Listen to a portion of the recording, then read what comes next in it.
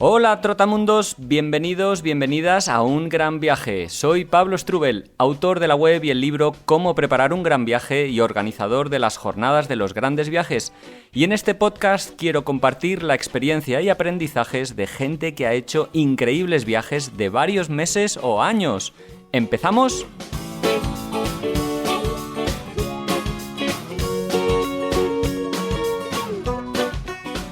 Hola, ¿qué tal? ¿Cómo estás? Bueno, espero que muy bien, que hayas tenido una buena semana y yo te envío un saludo desde Fuerteventura, desde las Islas Canarias en España, donde me encuentro en estos momentos preparando este nuevo podcast que me ha encantado revivir. La verdad es que habrás leído en el título, es un viaje apasionante, un viaje increíble hecho a pie, atravesando África desde noviembre de 2021, ni más ni menos, es lo que lleva Pablo Nemo caminando, ese continente al que le tengo, bueno, tanto cariño y como ya os he contado en alguna ocasión, pues también un poco de, bueno, una sensación agridulce, ¿no? Porque es un continente que a Itziar y a mí nos ha dado mucho, que hemos disfrutado mucho, pero también nos ha exigido mucho. Pero bueno, hoy no somos los protagonistas, ni mucho menos. Es Pablo Nemo, este chico que empezó a caminar en Ciudad del Cabo, en Sudáfrica, como os decía, en noviembre de 2021. Y para mí yo creo que es uno de los grandes viajes más desafiantes que se pueden hacer, la verdad. Atravesar a pie el continente africano con una mochila, caminando pasito a pasito los miles de kilómetros que representa ese continente. En estos momentos lleva 9.000 kilómetros, ni más ni menos. Empezó en Sudáfrica y recorrió Lesoto, Suazilandia, Namibia y bastantes países del cono sur hasta ahora, que, bueno, nosotros conversamos con él cuando estaba en Tanzania y ya está por Kenia, ni más ni menos. Va subiendo poco a poco con la idea de acabar en el Cairo, pero bueno, los problemas que hay en Sudán, los conflictos bélicos y políticos en este país le están poniendo trabas a su ruta inicial. Pero bueno, de esto vamos a hablar de mil y una aventuras, momentazos que ha vivido. Pues me acuerdo ahora pues de atravesar a pie el desierto del Kalahari, convivir allí con los bosquimanos, también de cuando fue arrestado en Zimbabue o cuando ha convivido con los Masái, ¿no? Y esto es posterior a la entrevista, pero ha sido nombrado embajador de Zanzíbar en el Parlamento namibio, ni más ni menos. Ahí estuvo con el ministro de Turismo. O sea, es una persona, vais a escuchar, muy carismática, que se expresa divinamente. Es una pena que el audio, que fue un directo que emitimos en Instagram desde la cuenta de las jornadas de los grandes viajes, no es el mejor, pero me parece que el testimonio de la aventura, cómo lo narra, ya veréis con qué pasión, y las ideas tan claras que tiene, es una delicia de conversación y espero que la disfrutes un montón. Y nada más, como digo, no me enrollo mucho más. Muchísimas gracias por estar ahí una semana más. Muchísimas gracias a todos los que estáis dejando, bueno, comentarios a cada uno de las podcasts que voy grabando. De verdad que me encanta leeros y siempre intento contestaros, así que te invito a que lo hagas si este podcast te ha gustado.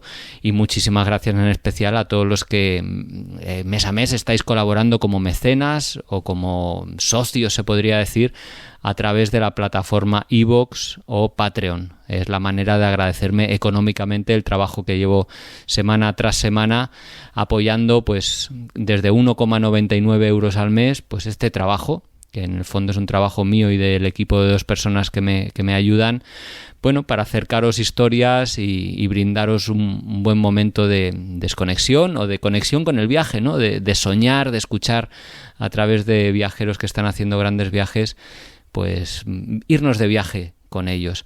Así que muchas gracias a todos los que sois mecenas, gracias a los que no lo podéis ser pero que apoyáis con un like, con un comentario y en fin, gracias a todos los que estáis ahí semana tras semana haciendo que este sea uno de los podcasts más escuchados de España y de varios países de Latinoamérica, lo cual me alegra, como podéis imaginar, un montón. En fin, lo dicho, un saludo, muchísimas gracias por la escucha y os dejo ya mismo con la entrevista que espero que disfrutéis un montón. Pablo, si te parece, empecemos por el principio, que sería preguntarte cómo se te ocurre empezar un gran viaje de estas características, porque irse a cruzar África a pie no es algo que se le ocurra a mucha gente. ¿Por qué ese desafío? Porque en realidad es un desafío en sí mismo. Pues, bueno, lo primero, muchísimas gracias por invitarme, por estar aquí contigo en este espacio, Pablo. Encantado de compartir este tiempo con vosotros. La verdad es que viajar siempre ha sido algo que me ha apasionado, ¿no? Hacerlo de una manera pura, vivir la aventura, ¿no? Es algo que siempre me ha gustado, conocer los países que puedo conocer de esta manera. Y realmente surgió de una manera muy natural, ¿no? Me apetecía hacer un viaje largo, un viaje de larga duración, un viaje donde no tuviera tiempo, donde no tuviera ningún tipo de presión, ¿no? Y de alguna manera empezó a surgir en mi mente la idea de, bueno, una vuelta al mundo, ¿no? O a lo mejor coger un continente y atravesarlo. Y en todo esto surgió el coronavirus. Entonces, fue a raíz de ahí que tuve que ir modificando mi plan y África, digamos, era el continente que estaba más abierto o que podía ser un poco más accesible, ¿no? Para comenzar un viaje largo.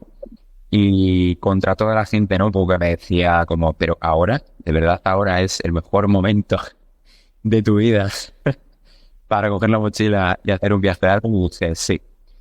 Y además caminando.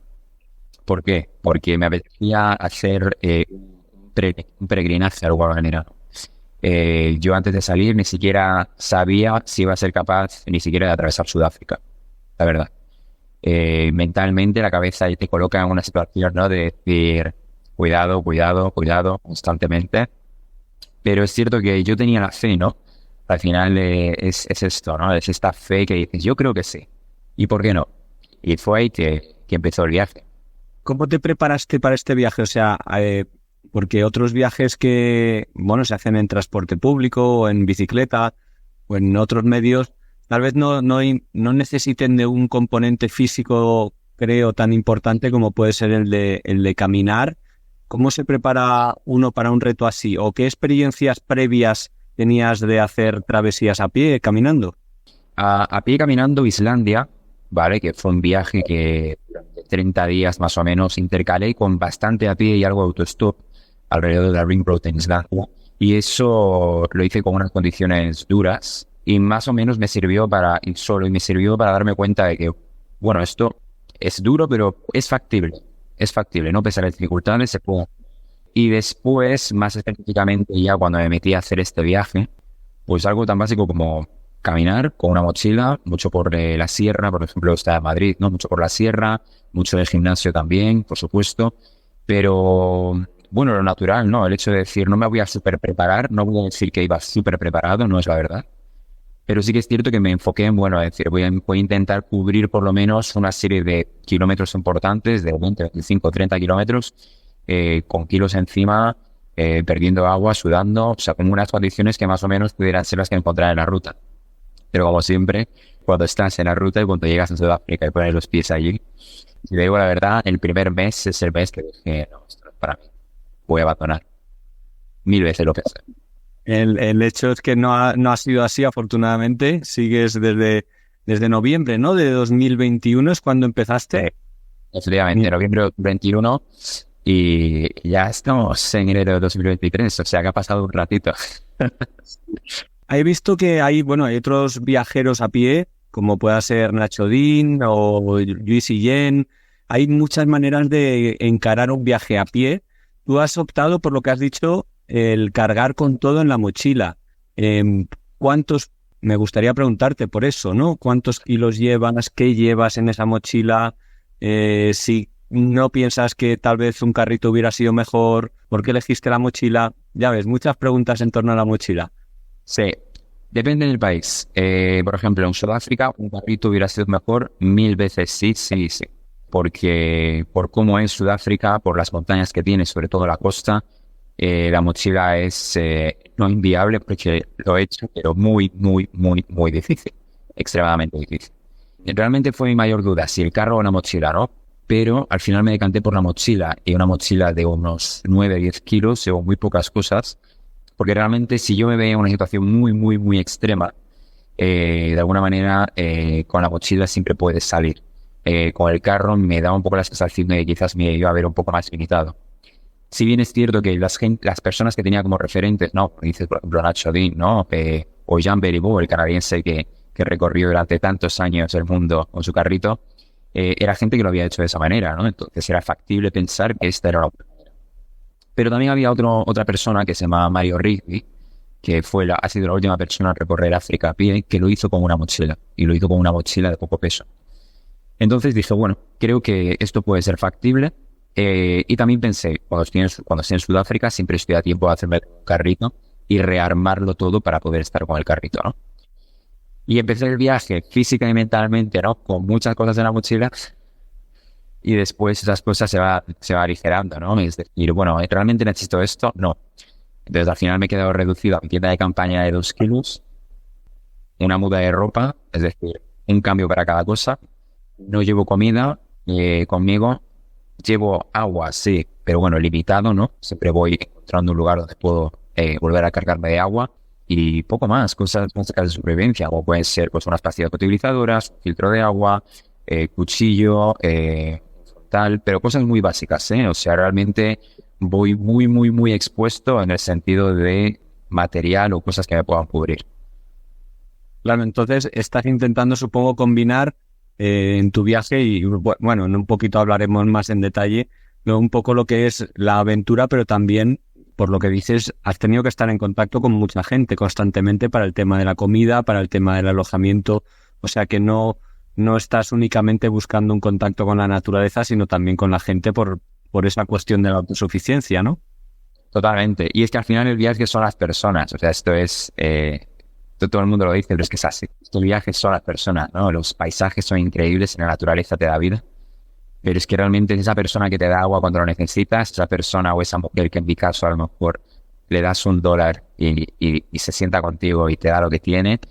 Es esa persona que realmente te da su corazón y la que realmente también te hace que tu viaje siga un día más. Entonces, por ejemplo, Sudáfrica en ese sentido fue el país más difícil porque nadie me va a ayudar. Es una sociedad muy occidentalizada. Camino por el highway, camino por la autopista, se para la policía, se para gente a decirme el siguiente township te va a matar. Y yo estoy ahí como que, vale, qué bien, llevo aquí 2 meses y estoy como flipando, ¿no? Todavía. Entonces ahí había mucha dificultad en el sentido de, bueno, me tengo que ir a un supermercado, comprar comida del supermercado, cargar con ella, vas un poco más lento, pero después de repente llegas a Zimbabue, el país es plano, todo es mucho más sencillo, me puedo parar en cualquier momento y alguien me da agua del pozo, o la cojo un río, o voy con cualquier familiar, a lo mejor me da algo. Entonces ya no necesito cargar con tanto y ya es más que interactúo con las personas de otra manera. Eso me abre mucho. ¿Tenías experiencia previa en África? ¿Ya conocías un poco la cultura y lo que te ibas a encontrar? En África Negra no, en Marruecos. Solo en Marruecos. Marruecos era el único país que había visitado en África. Sí que es cierto que me había aislado con un dromedario y con un bereber en el desierto del Sáhara durante una semana, pero no había tenido una gran experiencia con el continente, ¿no? Bueno, en cualquier caso lo que debes estar notando que a pesar de que se tiende desde aquí, desde la distancia, a pensar que África es como un todo homogéneo, debe haber mucha diversidad en todos los países que estás recorriendo. Y aprovecho para preguntarte un poquito, que nos esboces cuál es la ruta que has hecho en estos meses, ya más de un año. Bueno, la ruta desde Ciudad del Cabo, yo digo Ciudad del Cabo, ¿no? Ciudad del Cabo, que se le conoce como la ciudad madre, que fue algo muy bonito llegar de esa manera y ver que la ciudad madre es la que te recibe. Sudáfrica, en Lesoto, hasta Johannesburgo, entré por el sur de Zimbabue. Zimbabue subí todo Zimbabue hasta el lago Kariba. Del lago Kariba volví a bajar hasta Botswana. Me fui, ascendí todo Botswana al desierto del Kalahari y llegué hasta las cataratas Victoria. Crucé el Zambeze y ya me metí en Zambia, Malawi, sur de Tanzania, atravesé toda Tanzania y llegué hasta Zanzíbar. Eso es un poco, pues, a grandes rasgos, ¿no? Y en cuanto a las personas, sí, muy diferente. África quizás entre país y país sí que pueden cambiar los paisajes en algunos casos, pero las personas, tengo que decir que, exceptuando Sudáfrica, siempre me han recibido de la misma manera, y siempre me he sentido que estaba en casa, y eso es algo muy importante. Qué guay. ¿Hubo alguien en España que te dijera que no estabas loco antes de empezar ese viaje? ¿Cuáles fueron las acciones de la gente cuando decías, oye, dejo atrás todo y me voy a cruzar el continente africano a pie? Bueno, la gente o hacía silencio, es decir, cuando decías como, interesante. O bueno, se levantaba las cejas como diciendo, yo no lo haría. O, pero vas vacunado, pero esto, pero lo otro, pero ahí te pueden matar. Pero y los animales, pero y tal. Tengo que decir que contra todo pronóstico, mi madre, fíjate, que al principio era como que, Pablo, por favor, o sea, ¿cómo vas a hacer esto, no? Es cierto que después ella aceptó enseguida y me dijo, sí, hazlo, esto forma parte de tu sueño y yo confío en ti. Entonces, esto realmente, sentir el apoyo de una persona tan importante, ¿no? En este caso, mi madre, por ejemplo, sí que realmente fue como que me dio un pequeño impulso para decir, bueno, vamos a hacerlo, ¿no? Vamos a hacerlo. ¿Qué dejaste atrás de trabajo, de casa? ¿Cómo te organizaste esa parte? Todo. A ver, yo de profesión soy bailarín, entonces realmente no es que yo dejara, pues lo típico, un trabajo estable de muchísimos años, ¿no? Realmente yo siempre he ido fluyendo un poco con la vida. Pero sí que es cierto que dejé una vida en Madrid que tenía muy bien organizada, con mucho trabajo, con muchas cosas. Dejé atrás también pues la relación que tenía, dejé atrás como muchas cosas, ¿no? Que sentía que me estaban, de alguna manera no me dejaban escuchar lo que yo tenía en mi interior, ¿no? Que era dedicarle más tiempo a viajar, a sentirme conectado con el mundo. Eso sumado a cómo sentí que la sociedad había salido a la calle después de todo el tema de la pandemia, sí que es cierto que me hizo un impacto muy fuerte porque fue como, wow, creo que no estoy preparado para volver a estar en esta sociedad de esta manera ahora mismo. Y esa llamada de viajar de esta manera siempre la he sentido muy fuerte, ¿no? Sobre todo porque me gustaría mencionar que 3 de mis inspiraciones viajeras son André Bruguirups, Heinz Stuke y Jorge Sánchez. Para mí estas 3 personas han sido 3 personas que han definido mi manera de entender la pureza del viaje, de entender la manera de interactuar con las personas, de cómo abrir un mapa, de cómo entender la magia del planeta. Y es que realmente fue eso, desprenderme fue como dejar un abrigo en el armario y salir. Oye, y el tema económico, que es algo que preocupa o que le inquieta mucho a la gente antes de emprender un gran viaje, ¿cómo te estás financiando?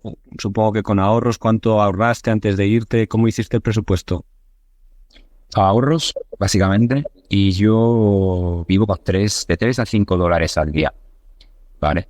Como siempre, bueno, son las prioridades, ¿no? Es cierto que es muy difícil cuando estás en ruta, por ejemplo, estar como siempre, ¿cómo se dice? Como con el commitment, ¿no? Como estar siempre diciendo, venga, vamos a acampar, ¿no? Esto tiene su punto, ¿no? Es decir, me da igual, yo hoy, imagínate, no me ducho y acampo y acampo y acampo y acampo.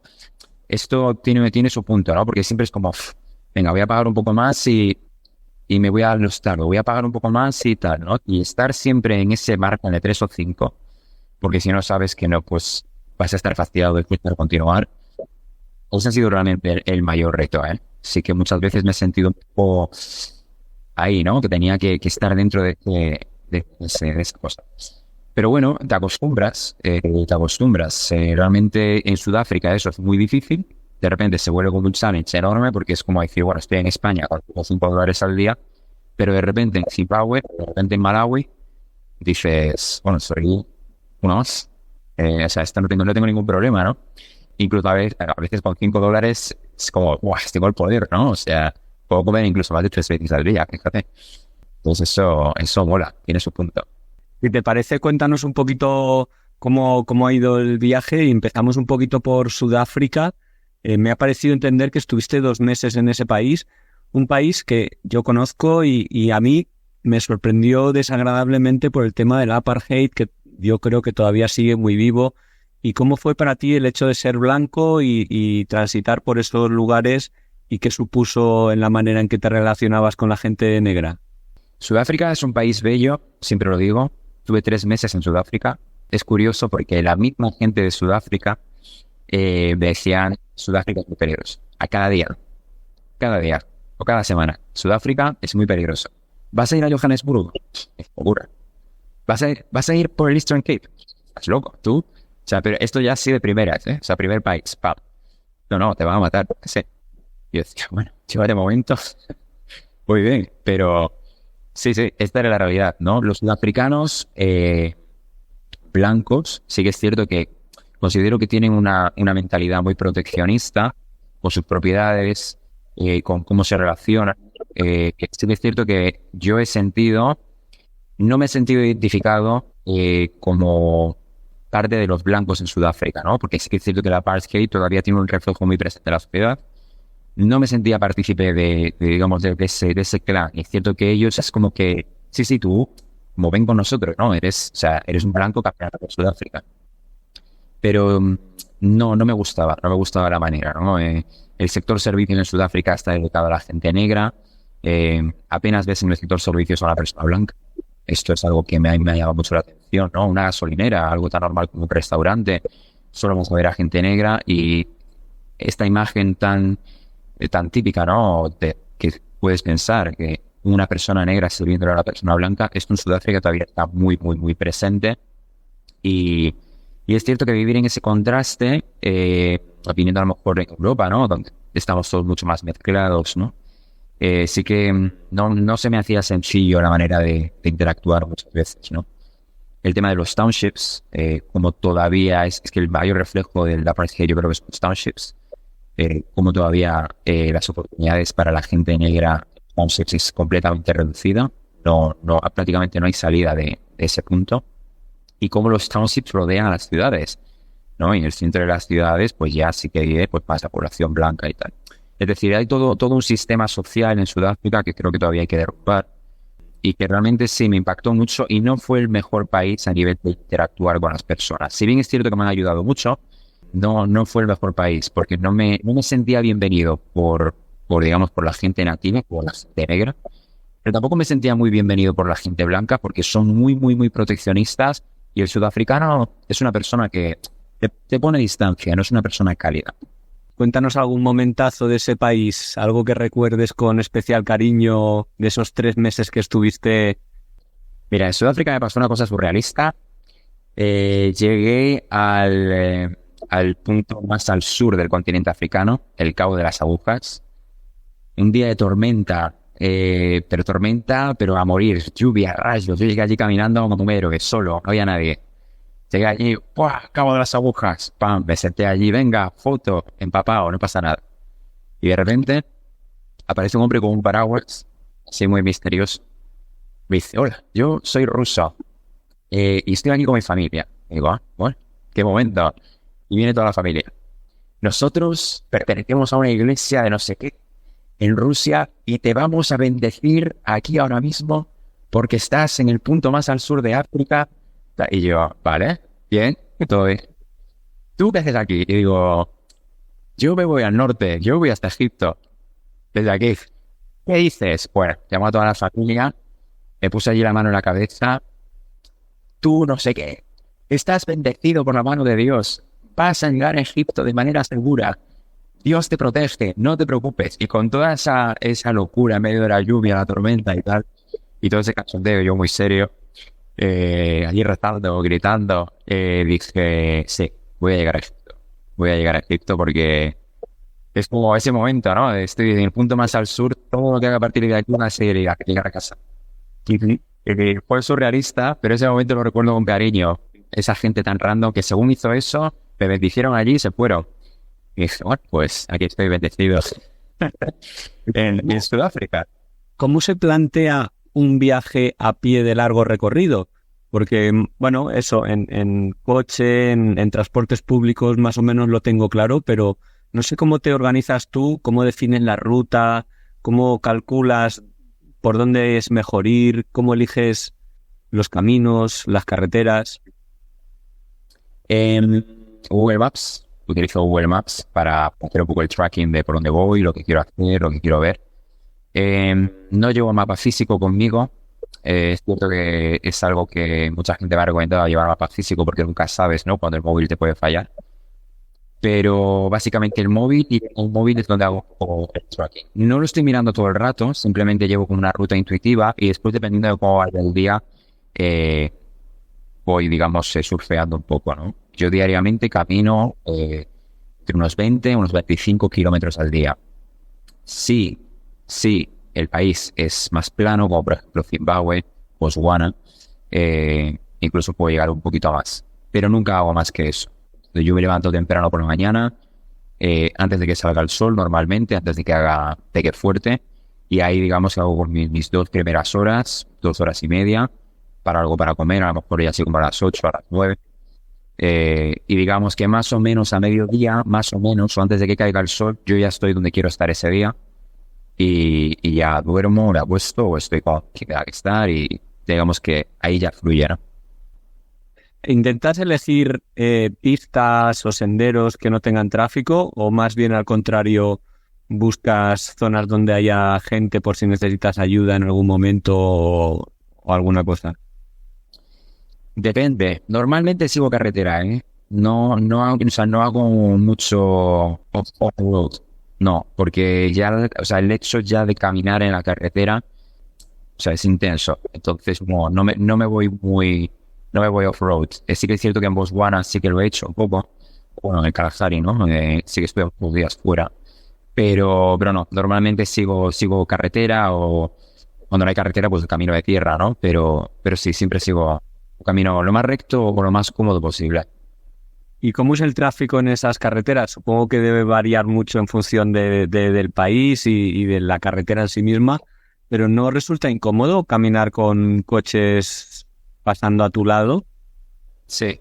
Mira, el único país en el que tuve problemas para entrar en grandes ciudades es Sudáfrica, volviendo a Sudáfrica. Johannesburgo, por ejemplo, pude caminar, digamos, hasta hacer un approach a la ciudad.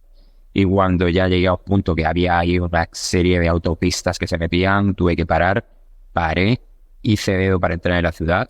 Y lo mismo, hice dedo para salir de la ciudad y después continuar. Básicamente porque es que es un riesgo, no se puede caminar, ¿no? Después, por ejemplo, claro, te vas a una carretera Botswana, donde hay muy poco tráfico y estás muy tranquilo caminando por una carretera principal, ¿no? O después en Zambia, por ejemplo, entras en Lusaka y si bien es cierto que puedes entrar caminando en Lusaka, después entrar en la ciudad es una barbaridad y es que casi no se puede ni estar en las zonas céntricas de la locura que es, ¿no? Entonces, bueno, depende del país, pero el más complicado para caminar, sin duda, sin ninguna duda, Sudáfrica, de todos los países, sin ninguna duda. Oye, Zimbabue fue tu segundo o tercer país, ¿no? Después de Sudáfrica y Lesotho, un salto abajo en desarrollo, en economía. ¿Cómo te trató ese país? ¿Qué nos cuentas de tu paso por Zimbabue? Bueno, Zimbabue cuando entré, todavía estaba el tema del Omicron. Y cuando entré en Zimbabue, llegué a la frontera y me dijeron, Zimbabue está cerrado. Solo pueden volver residentes. Así que te puedes dar la vuelta y puedes seguir a Sudáfrica. Y dije, bueno, pues aquí ya tenemos el primer problema importante. Porque además yo no estoy vacunado del coronavirus. Y entonces dije, bueno, vamos a ver aquí cómo apañamos esto para entrar. Y entonces nada, pues sobornando a los militares, pude pasar el río Limpopo, atravesé el río Limpopo y después pues todos los militares estaban armados. ¿Tú quién eres? ¿Eres un espía? ¿A qué vienes a Zimbabue? El país está cerrado, solo pueden volver residentes, aquí no hay turistas, bla, bla, bla y tal. Y al final me estamparon el pasaporte con una visa normal de turista, pagando más, por supuesto. Y pude entrar en Zimbabue, pero no vi ni un solo turista en Zimbabue. Si ya de por sí no hay, normalmente, absolutamente nadie. Y lo que más puedo rescatar de Zimbabue, yo creo que fue las ruinas de Great Zimbabue. Sí, pues sí, qué guay. El reino perdido de los zonas, ¿no? Que le llaman. Y a nivel arqueológico, así es una de las cosas más impactantes que yo he visto, no solo en África, sino en mi vida. O sea, realmente es increíble cómo han podido construir eso allí en medio de la nada. Y tuve la gran fortuna de dormir dentro de las ruinas de Great Zimbabue. Es algo que no se puede hacer, está totalmente prohibido. Y hablé con el que estaba allí de responsable, que es un arqueólogo local, y yo le expliqué allí todo, ¿no? Es que yo estoy viajando por África y voy a llegar a Egipto y por favor, necesito dormir aquí porque es algo que siento que he conectado con este lugar, tal y cual, y me dijo, mira, la última persona que durmió aquí fue en 2019 y fue un adivino, un fortune teller designado por el gobierno para orar por el país durante 2 semanas. Esta persona se cubrió con una piel de leopardo, se metió dentro de las ruinas de Great Zimbabwe y estuvo allí durmiendo durante 2 semanas. Entonces tú eres la siguiente persona que va a dormir aquí y te voy a dejar dormir aquí. O sea, ser respetuoso porque esto, o sea, el nombre de Zimbabue viene de esas ruinas. O sea, es el corazón del país. Y yo, con toda la responsabilidad y toda la seriedad que eso requiere, por supuesto, me metí en las ruinas. Recuerdo que fue un momento como muy, muy íntimo dormir allí dentro. Ese día dormí en la tienda de campaña prácticamente desnudo y solo con un colgante, con el pájaro, que es un águila pescadora, el pájaro que protege las ruinas de Zimbabue, que es el pájaro, digamos, que simbolizaba a los reyes, ¿no? Que pasaban por todo. Me lo colgué, lo puse en mi mano, dormí en las ruinas y agradecí de alguna manera que los espíritus me dejaran pernoctar en ese lugar que es completamente sagrado. Entonces esta experiencia del Great Zimbabwe, de dormir allí, cómo se levantan las playas en la oscuridad, en la noche, fue realmente una fortuna y impactante de verdad. Flipada. No sé si también fue impactante pasar un tiempo con los bosquimanos en el Kalahari, si no me equivoco, es donde pudiste contactar con ellos y estar con ellos, gente que es cazadora, recolectora. Bueno, ¿cómo fue llegar a ellos? ¿Cómo fue convivir con ellos? Porque tiene que ser muy impactante esa forma de vida tan distinta a la nuestra. Sí, eso yo creo que ha sido una de las cosas que más quizás van a impactar lo que llevo de viaje. Me los encontré gracias a una mujer sudafricana que tenía una granja en Botswana. Y ella me dijo, mira, si te metes 60 kilómetros, literal, 60 kilómetros en esta dirección, en medio del desierto, sé de gente local que los ve, que tienen sus huts, sus chotas en medio del desierto y que los ven. Me dijo, es uno de los últimos reductos que hay de bosquimanos en Botswana porque el gobierno los está retirando completamente para hacer explotaciones dentro del desierto del Kalahari, ¿no? Entonces es algo que es un reflejo de lo que fuimos. Es lo que se considera, digamos, la tribu más antigua del planeta, ¿no? Entonces yo dije, bueno, pues vamos. Y vamos para allá. Cubrí los 30 kilómetros en el Kalahari, incluso durmiendo con leones en ese trayecto hacia ello. Esa es otra historia que también tiene tela. Y pues la magia de la vida, el universo, el sabe Dios qué, me los encontré. No está muy lejos del sendero principal, tengo que decir, no es que estuviera yo en medio de la nada, había una especie de sendero y allí estaba. Y fue una flipada, ellos me miraron a mí, yo les miré a ellos, fue como, bueno, ¿qué hago, no? Y de repente me saltó como una cosa de responsabilidad de decir, Pablo, ¿sacas la cámara o no? Porque realmente esa gente es lo que es porque nadie los visita.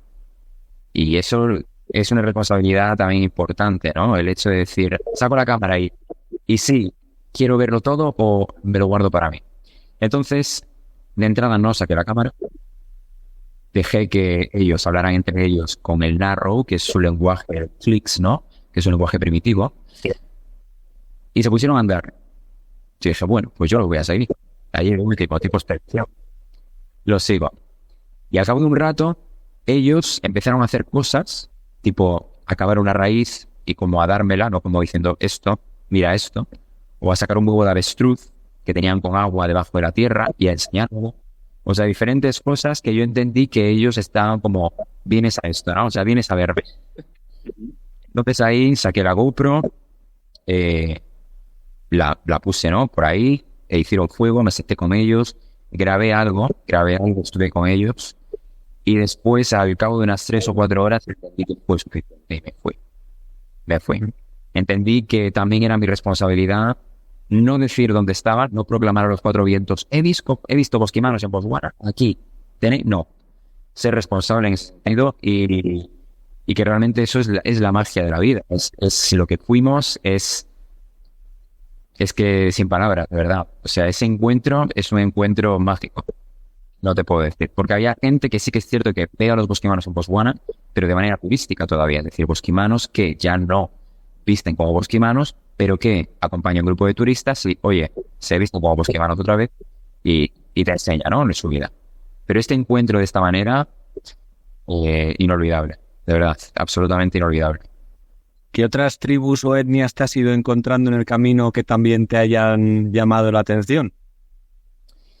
Bueno, en Zimbabue, cerca del lago Kariba, los Tonga, que es una tribu que construye sus cabañas, digamos, un poco elevadas, ¿no? Como si fueran una especie de choza elevada. La verdad que fueron curiosos. Estuve conviviendo con ellos cerca del lago Kariba y tienen una serie de rituales con máscaras que provienen de unas influencias de antiguos pobladores de Malawi que estuvieron en esa zona. Y eso fue interesante de ver.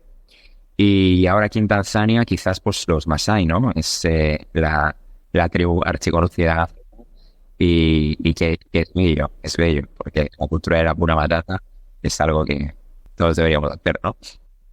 ¿Has vivido con ellos en alguna mañata? ¿Has entrado en sus casas, esas especies de casas fortificadas que viven en círculos en el campo? ¿Campo? No.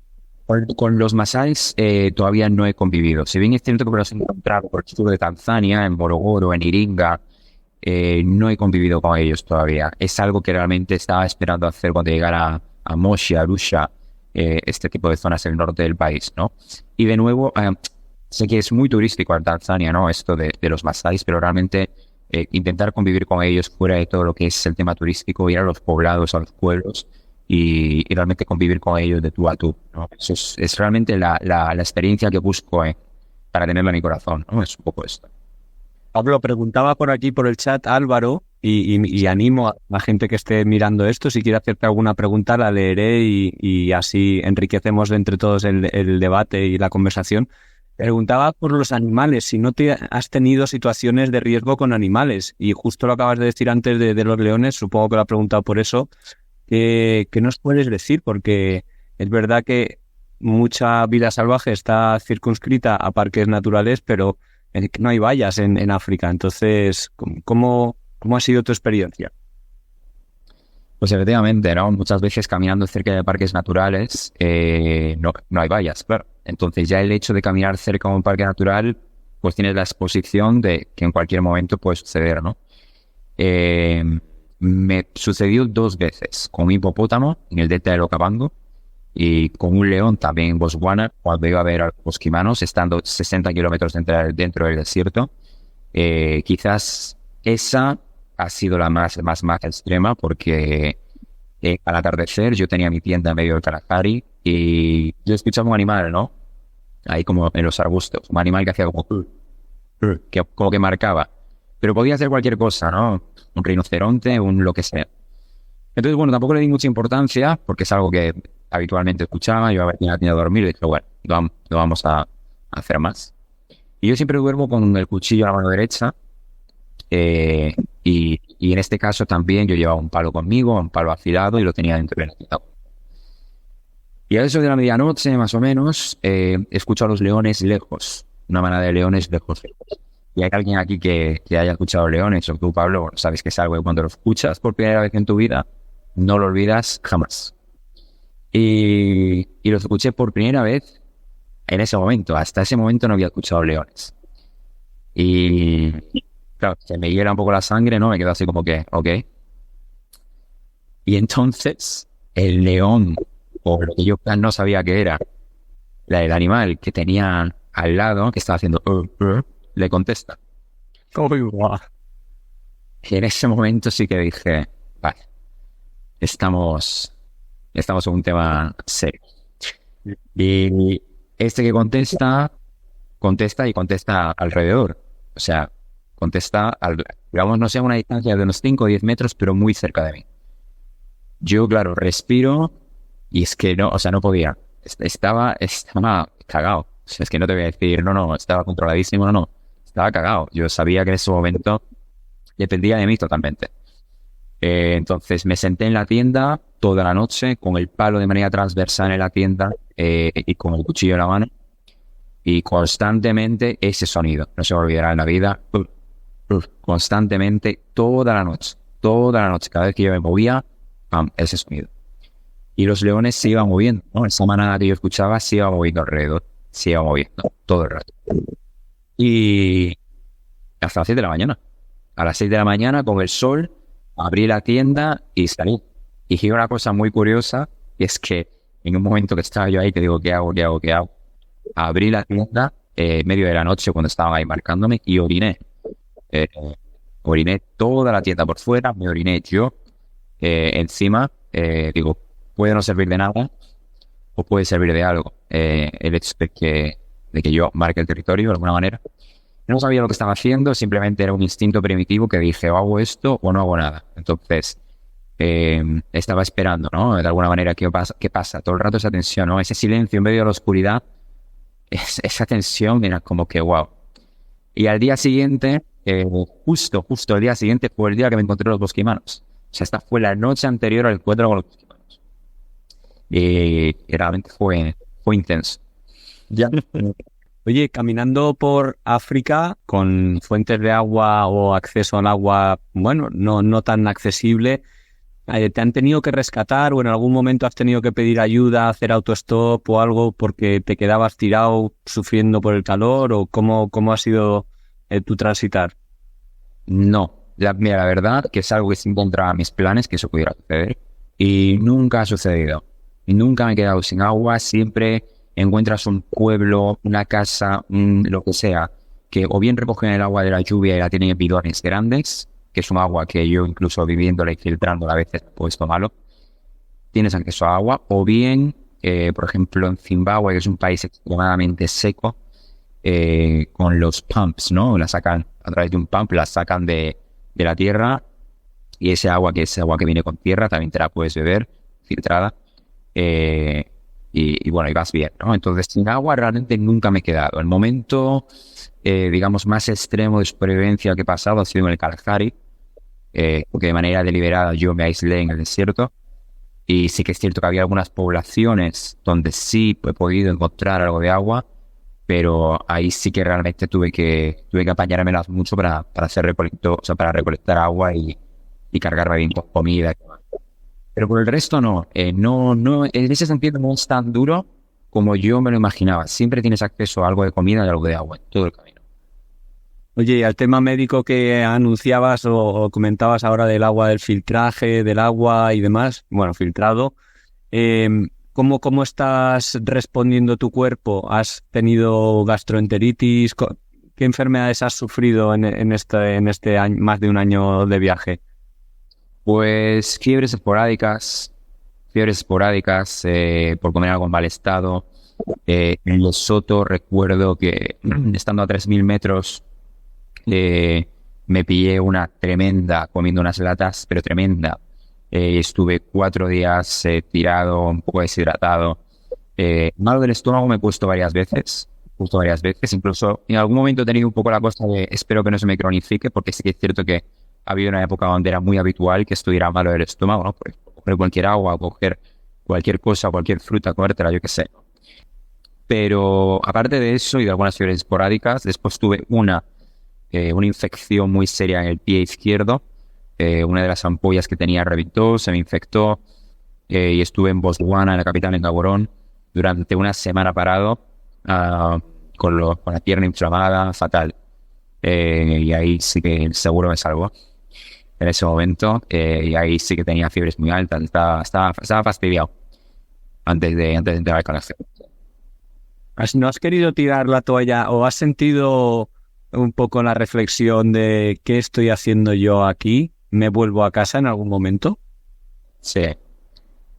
No cada día, pero sí habitualmente, porque a veces estás caminando y simplemente yo me paraba en medio de una carretera y digo, y hablaba solo, y digo, ¿qué hago aquí? Así en alto, en medio de la carretera, ¿no? No sé, como tipo, ¿qué hago con mi vida, no? En esos momentos que estás como muchos días solo, muchos días con lo mismo, ¿no? Solo ves gente que te saluda en la carretera, solo igual paras para comer, para beber, vuelves, acampas, escribes. Y esta rutina, llega a algunos momentos que sí que dices, bueno, el paisaje no cambia mucho. Lo que interactúo con las personas ahora mismo tal igual tampoco es espectacular. ¿Todo esto merece la pena realmente? ¿Sabes? Es como, ¿qué hago? Entonces digo, pues es eso, porque no debe ser fácil el mirarte a ti mismo para arriba, porque te estás solo. Constantemente. Pero yo creo que esta es una de las mayores reflexiones que yo he hecho con el viaje, que es que cuando caminas estás presente con tu vida. Y esto es algo que yo no había sentido de ninguna otra manera antes, ¿no? Porque en la sociedad en la que vivimos, pues o vives muy en el futuro, ¿no? De mañana, pasado, en la semana que viene, el mes que viene, o vives muy en el pasado, ¿no? O lo que tuve, lo que fui, lo que podría haber hecho. Y estar en el presente, eso es difícil. Y caminando es un momento muy épico contigo mismo, por decirlo de alguna manera, de que estás muy, muy, muy centrado en tu presente. Entonces, bueno, es que si no camino, ¿qué hago? O sea, que si no camino, ¿cómo continúo, no? Es un poco esto. Entonces, el hecho de estar tan presente y que cada paso al final te saca de ahí y es como mi vida ahora es esto, tengo que caminar porque sí, entras en ese rol y al final, no sé cómo decirte, te conectas con la naturaleza de una manera espectacular. O sea, es algo, el silencio de repente es un compañero, empecé a reconocer los pájaros, este es el pájaro que hace tal, este es el pájaro que hace cual. Cuando cambio de país, ya no escucho este pájaro, ahora veo esto, mira, estas flores ya no las veo más, o este musgo o lo que sea. O sea, aprecias cosas que de repente de otra manera en otro momento no lo apreciarías, ¿no? Y eso te das cuenta de que vuelves a reconectar con la esencia de la vida, de alguna manera. Y esto que es algo muy, muy profundo es que se hace. Y eso yo creo que solo se consigue caminando. Es como las ideas, tu vida, la manera en la que transitas por el mundo, todo, cuando caminas, de repente se procede, se asienta de una manera especial. Y eso es lo que realmente me hacía decir, esto me hace bien. Esto que hago me hace bien. Entonces es como, bueno, un día más. Pero sí, ha habido momentos súper extremos de decir, hoy me voy. Yo creo que esa sensación que estás aludiendo, mucha gente que hace el Camino de Santiago, por ejemplo, la siente, ¿no? Que no hace falta irse a cruzar el mundo o África para sentirla, ¿no? Y que de repente tu vida es caminar y estás en contacto con la naturaleza y estás presente, ¿no? Todo el rato en lo que haces. Yo creo que por eso el camino en sí mismo es tan mágico, ¿no? Y caminar en realidad, ¿no? Quería recoger dos preguntas que ha lanzado Fer. Una que ya la ha respondido, pero si la puedes contestar, que ¿cuántos kilómetros caminas al día aproximadamente? Y la otra que se ha quedado con ganas, y yo un poco también, de que cuentes la anécdota del hipopótamo, el otro momentazo de pasarlo mal. La del hipopótamo es casi más jodida, con perdón, que la del león. Cuidado.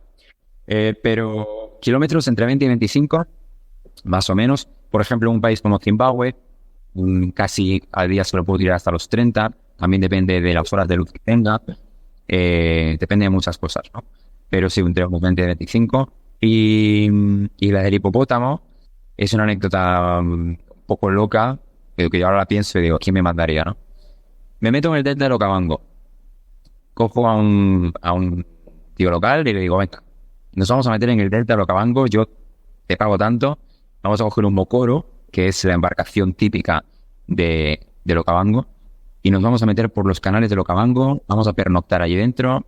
Y él me decía, pero mira, esto es algo que se hace con turistas, en esta época del año hay unas zonas del Okavango que todavía no llega el agua, están bajas, y bueno, hay hipopótamos, hay elefantes que cruzan, tal, cuidado y tal. Y digo, no, vamos. Entonces, bueno, el Okavango son muchas concesiones, ¿no? Es como, digamos, como una región masiva de parques naturales que se juntan ahí. Y entonces, la noche anterior al del hipopótamo, estábamos durmiendo, él dormía en una tienda de campaña pequeñita, yo dormía en tienda de campaña, y teníamos el fuego, ¿no? en el medio. Entonces hacíamos turnos por la noche para reavivar el fuego y que el fuego siempre estuviera vivo. Y a las 3 de la mañana escucho en la laguna de al lado un hipopótamo marcando el territorio. Entonces los hipopótamos marcan el territorio haciendo caca y la esparcen, ¿no? Es algo precioso, ¿no? Este momento de naturaleza. Hacen caca y la esparcen. Así es la manera de que marcan el territorio. Bueno. ¿No? Sí, y lo esparcen todo, ¿vale? Ventilador.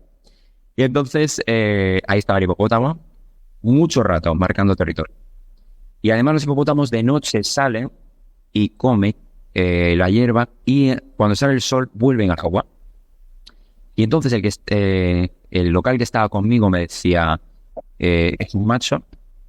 Ya él lo sabía, decía, es un macho, está solo, very dangerous, very, very dangerous. Y yo, bueno, vale. A la mañana siguiente, escuchas a los hipopótamos como vuelven al agua, ¿no? Vuelven al agua. Se levanta el sol allí en el Okavango, como momento mágico. Me sienta ahí el rey y digo, Dios, estoy aquí en el Okavango, qué bonito. Cogemos el mocoro, nos metemos por los canales del Okavango. Y entonces, enfrente en la laguna, de repente, ¡pum!, sale la cabeza de un hipopótamo. Mirando, de frente. Y en silencio, él iba de pie, con el pool, ¿no? Él iba de pie, y yo iba sentado, con un remo más pequeño, digamos ahí, ¿no? Y entonces sale el hipopótamo y me mira así, y le hago como vamos para la derecha, y nos escapamos. Nos alejamos como unos 20 metros del hipopótamo. Y entonces hace club, se mete dentro del agua. Y de repente, a los 10 segundos, veo que empieza a hablar en Sotsuana, que es el idioma de Botswana, como a panicar muchísimo. It's coming, it's coming, it's coming, it's coming. Y yo, ¿cómo? De repente, el hipopótamo saca la cabeza del agua, abre la boca y viene corriendo, saltando por encima del agua. Y en ese momento teníamos la orilla muy cerca, o sea, y dije, esto es una locura. Me puse a remar, yo no quería mirar atrás, a remar. En 10 segundos lo teníamos encima. Miré así para atrás, lo vi con la boca abierta, pam, metimos la canoa, salimos corriendo, subimos a un árbol, mira. Nos subimos a un árbol, nos quedamos ahí, yo dije, no, o sea, esto es surreal. Y el hipopótamo sale del agua y vuelve a entrar. O sea, salió, se quedó mirando y volvió a entrar al agua. Esperamos un buen rato y de repente después de eso sucede la magia, y es que ese hipopótamo estaba solo porque había una hembra. Y entonces la hembra empezó como a hacer como matching con el hipopótamo y hacían como sonidos, ¿no? Como el uno al otro, como para reproducirse. Les estábamos interrumpiendo básicamente. Y estaban ahí, ¿no? Como pam, tal. Y eso fue maravilloso. De repente estás ahí, pam, 6 de la mañana en el delta del Okavango y ves ahí a 2 hipopótamos, ¿no? O sea, increíble. Y cogimos al final la canoa y tuvimos que caminar por una especie de ciénaga enorme, 500 metros, y volver a meter la canoa en otro lugar y volver a meternos por los canales del Okavango para salir de ahí. Esa fue más peligrosa porque todo el mundo me decía, Pablo, el animal más peligroso de África, el hipopótamo. Bueno, yo digo, los hipopótamos que los he visto en Zimbabue, que los he visto muy tranquilos, siempre ahí en su laguna, nada más, o sea, nada, ahí. ¿Cómo? Hasta que te metes el pío y encima, si está de cortejo, ya ni te cuento, vaya, la mala hostia que le salió. Bueno, pues un poquito de más y ya. Por suerte nos lo estás contando aquí. Y oye, aprovecho que hay gente que se está animando a hacer preguntas, como Paula, por ejemplo, que pregunta qué opinas de los voluntariados en África. No sé si has tenido oportunidad de visitar alguna ONG o conocer el trabajo que hacen o cómo trabajan los voluntarios. ¿Cuál es tu opinión al respecto? Pues me parece bastante positivo, la verdad. Yo he estado en misiones. En Zimbabue estuve en una misión y en Malawi también. Y en ambos casos me parece que trabajar de los misioneros, sobre todo misioneros voluntarios, en comunidades pequeñas en África es muy necesario. Es muy necesario, pero también creo que hay que hacerlo de una manera responsable, porque muchas veces la gente que hace voluntariados, no sé cómo decirlo, de alguna manera se comercializa demasiado. Y a lo mejor muchas veces esos niños, esas personas, yo veía que venían buscando más a lo mejor un plato de comida y estar tranquilos o simplemente un abrazo, amor y una charla. Cosas mucho más básicas, ¿no? Que a lo mejor no hacer un voluntariado súper de actividades o súper de muchas cosas, que también me parece súper positivo y depende de cómo sea la ONG, ¿no? De cómo sea la cosa. Pero el trabajo en las comunidades pequeñas de voluntariados me parece muy bonito y me parece súper positivo, la verdad, porque creo que a esas personas es que les da vida. Personas donde a lo mejor su vida simplemente es levantarse a las 5 de la mañana, barrer, ir a ver las vacas, recolectar algo, volver a su casa. De repente eso es una chispa diferente y es muy bonito. O sea que es súper positivo, sí. Pablo, el tiempo casi se nos está acabando, quedan nada, 5 minutillos para rematar. Me gustaría preguntarte por tus planes presentes y futuros, porque ahora llevas una buena temporada en Zanzíbar. El cuerpo te pedía un descanso y saber un poco cómo sigue tu viaje, qué perspectivas hay para los próximos meses. Pues ahora mismo en Zanzíbar llevo varios meses parado, era algo que necesitaba física y mentalmente.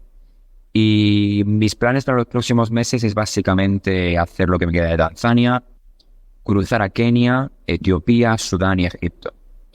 Sé que ahora mismo en Etiopía, todavía en la región del norte del Tigray, hay un conflicto. Pero bueno, es algo que, como otras situaciones que han sucedido en el viaje, hay que cogerlo. Y bueno, no sé exactamente cuándo pasaré por allí, pero sí, mis planes son terminar el viaje, llegar al Cairo y pues poder compartirlo, poder contarlo y celebrarlo, por supuesto. ¿Cuánto tiempo, visto lo que has tardado en llegar hasta allí, hasta Tanzania, cuánto tiempo crees que te queda hasta Egipto? Hasta Egipto yo creo que me queda más o menos un año de viaje. Un año de viaje. Es que estoy ahora mismo cerca del Ecuador, ¿no? Entonces yo le calculo un año de viaje. Sudán, la zona del desierto. No sé, Etiopía es un país extenso, también tengo montaña. Así a grandes rasgos, yo haciendo más o menos en la cabeza por lo que ya he hecho. Yo creo que un año de viaje lo tengo, sí. Pablo, para los que no te conocieran, ¿hay alguna manera más de seguir tu viaje o conocer un poquito más de ti? ¿Cómo podemos hacerlo? Instagram. Básicamente ahora en Instagram es donde estoy publicando. Es cierto que no publico muy habitualmente porque estoy bastante conectado al presente, a lo que estoy haciendo, pero ahí es donde voy publicando todas las historias y ahí es donde la gente me puede seguir. Contesto todo encantado y me encanta también interactuar con todo el mundo que sigue el viaje o que me pregunta cualquier cosa. O sea, me encanta. Bueno, por aquí se han quedado algunas preguntas pendientes, así que invito a que la gente te escriba y te pregunte, que no se corte de hacerlo, porque es algo que a los que estamos de viaje nos agrada mucho, al menos a mí, ¿no? Cuando estás contando tus historias, pues que te escriba la gente para preguntarte más de ellas. ¿Y cómo es eso de vivir ahora en Zanzíbar? ¿Cómo es esa isla? ¿Qué estás haciendo allí? ¿Estás trabajando? ¿Cómo es tu día a día?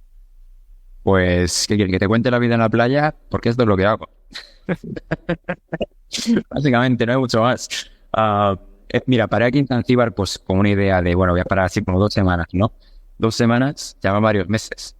Pues mira, al final lo que se había convertido en un parón técnico, digamos, ¿no? Porque físicamente me estaba empezando a sentir un poco tocado. Al final he encontrado un pequeño trabajo que puedo hacer al día. Puedo recolectar algo de efectivo, de dinero en efectivo, que en África realmente es lo más útil y que me venía escaseando mucho, ¿no? Los dólares en efectivo en la ruta y tal. Es algo que ahora puedo recolectar más y que me va a permitir llegar hasta Egipto mucho más cómodo. Entonces, en los próximas semanas, tengo previsto ya hacer la salida. Pablo, la playa, es que la playa tira mucho, tú sabes. Esa azul turquesa no se va rápido de la mente. Bueno, que ya he visto que estás ahí enganchado, estás muy en el presente en Zanzíbar. Bueno, pues Pablo, mil gracias, de verdad. Estoy leyendo varios comentarios de gente que agradece tu tiempo, también lo hago yo. Y mira, me gustaría enviar un saludo especial a Africalanders, una pareja de catalanes que están recorriendo África en un 4x4, con quien seguramente tengas contacto, y que también su cuenta es súper interesante de seguir porque, bueno, están recorriendo ese continente que no es precisamente fácil de otra manera, en un 4x4. Sí, efectivamente. He hablado con ellos en alguna ocasión en ruta. Son maravillosos y también recomiendo a la gente que los vaya a seguir porque su viaje es muy bonito y tiene un ojo para la fotografía especial. O sea que sí, increíble la verdad.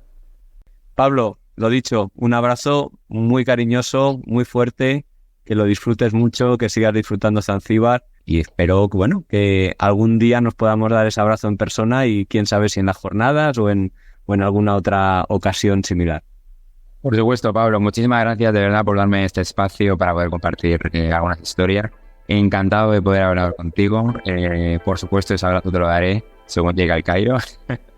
Y nada, nos vemos en la ruta. Así que un beso muy grande, un abrazo muy grande, a disfrutar y nos vemos.